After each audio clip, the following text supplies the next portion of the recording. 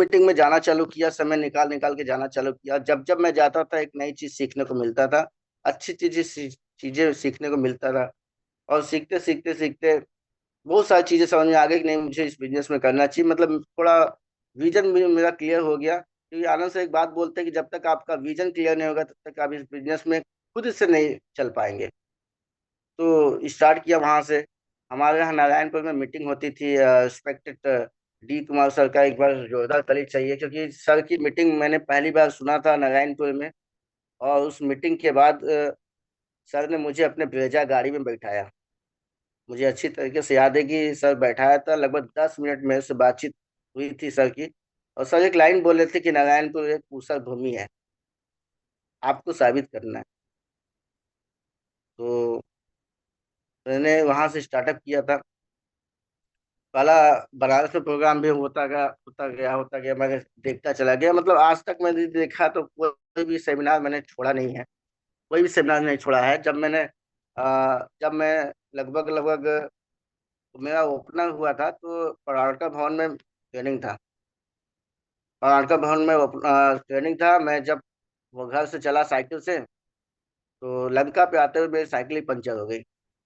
वहां से साइकिल को पैदल लेके आया, पराड़का भवन ट्रेनिंग अटेंड किया, वहां फिर वापस गया। तो इससे संघर्ष से बहुत, यही संघर्ष तो देखा जाए तो बहुत सारे संघर्ष है। पैसे को लेकर चैलेंज रहा है, फैमिली को लेकर चैलेंज रहा है। पिताजी को जब मालूम चला कि हम आश्रम कर रहे हैं तो पिताजी इतना बोलते थे, इतना बोलते थे। मतलब क्या बताएं, मतलब यहाँ पे तो नहीं बता सकता हूँ, गाली भी दे देते थे। मतलब बहुत नाराज हुआ करते थे हमसे कि इस तरह के काम में क्यों फंस गए हो। क्योंकि वो भी सही थे, उनको मालूम ही नहीं था कि आश्रम बारे में।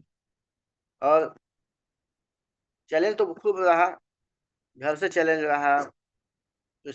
हाँ, पड़ोस में भी लोग मजाक उड़ाना चालू किए, गांव में लोग मजाक उड़ाना चालू किए। बस सर ने एक ही चीज बोला कि आप लगे रहिए, बताते रहिए, बताते, क्योंकि ये चैलेंज एक पार्ट है। और कहीं ना कहीं मैंने डी सर से भी सुन रखा था कि चैलेंज यहाँ वन टाइम होता है, लाइफ टाइम अचीवमेंट जो होता है वो लाइफ टाइम होता है। तो मैंने करना चालू किया, और करते करते मैंने लीडरशिप का भी पिन अचीव किया। फिर मैंने आगे काम किया, मैं रॉयल्टी भी बना। रॉयल्टी बनने के बाद होता है कि थोड़ा सा स्थिरता आ जाती है। तो ये था कि चलो। लेकिन जब मैंने सुजीत सर के साथ, जब हम लोग बैठे थे डिपो में, सुजीत सर के साथ हम लोग 6 घंटा बैठे डिपो में।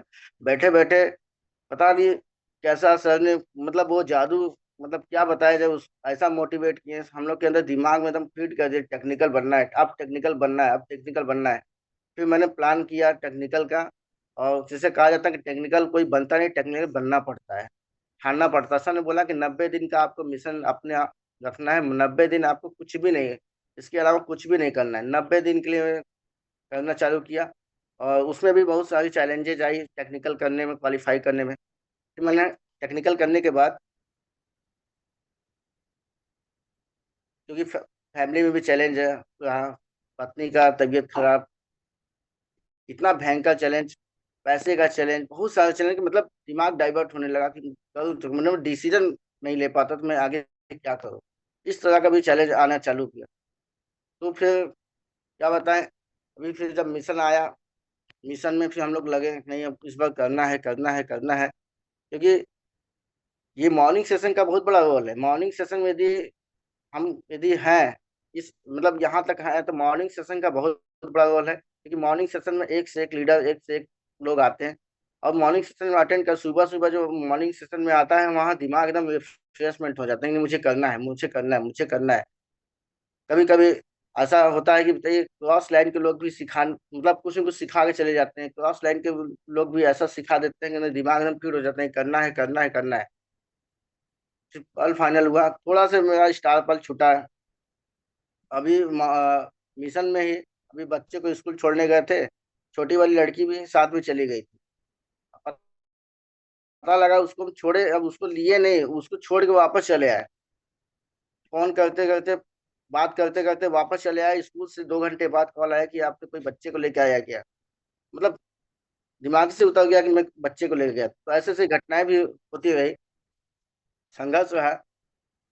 लेकिन एक चीज सर बताते हैं कि इस बिजनेस में यदि आप संघर्ष को झेल गए तो अचीवमेंट आपके पास लाइफ टाइम रहेगा।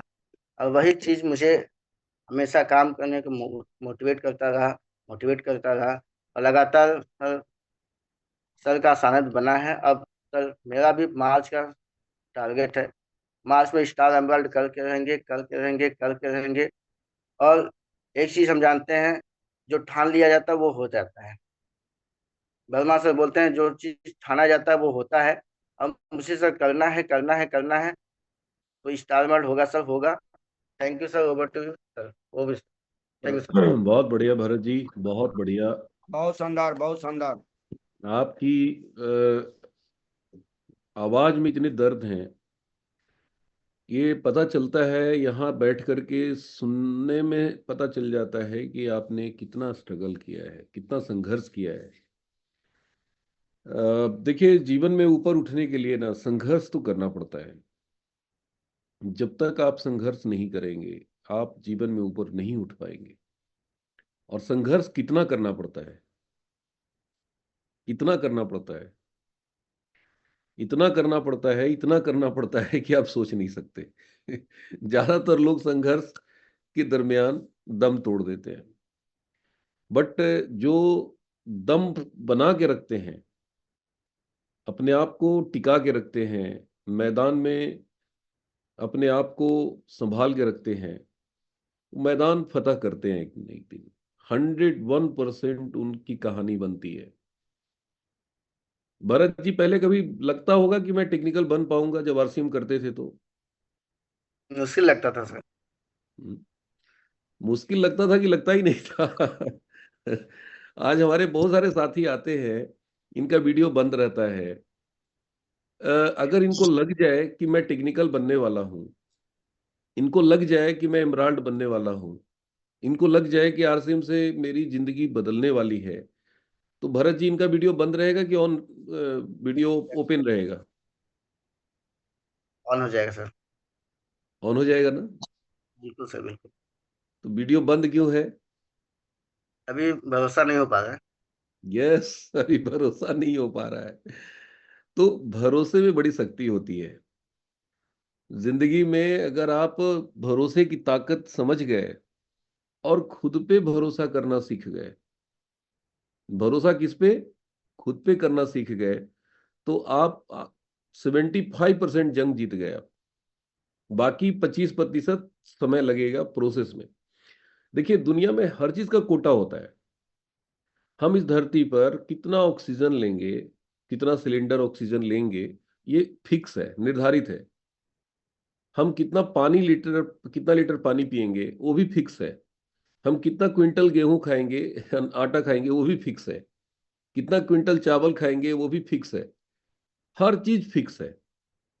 हमें नहीं पता है, लेकिन भगवान ने, ऊपर वाले ने फिक्स करके भेजा है कि जा बेटा, तेरे को इतना लीटर पानी, इतना, सब कोटा निर्धारित कर दिया है। ठीक वैसे ही हमारे जीवन में कितना संघर्ष है, तो ये भी कोटा निर्धारित है। वो जिस दिन कोटा पूरा होगा, आप ऊपर उठ जाएंगे। अब हमें पता नहीं है कि संघर्ष हमें कितना करना है, ये हमें नहीं पता है।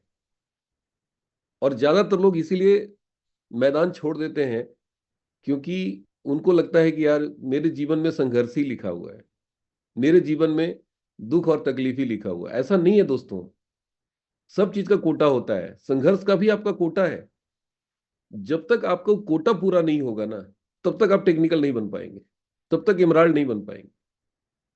तो इन चीजों को अगर आपने समझ लिया, भरोसा कर लिया कि नहीं, हम करेंगे संघर्ष, देखते हैं भगवान कितना परीक्षा लेता है।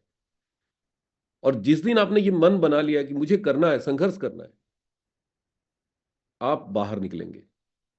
एक न एक दिन गारंटी है कि बाहर निकलेंगे। दुनिया की कोई ताकत आपको बाहर निकलने से रोक नहीं सकती है। मुझे याद है भरत जी, जब पहली बार मिले थे मेरे से, मैंने इनको गाड़ी में बैठाया था, उस दिन मेरे को एक बात लग गया था कि यार ये लड़का बहुत सीरियस है आरसीएम को लेकर, बहुत सीरियस थे ये। इनकी बॉडी लैंग्वेज,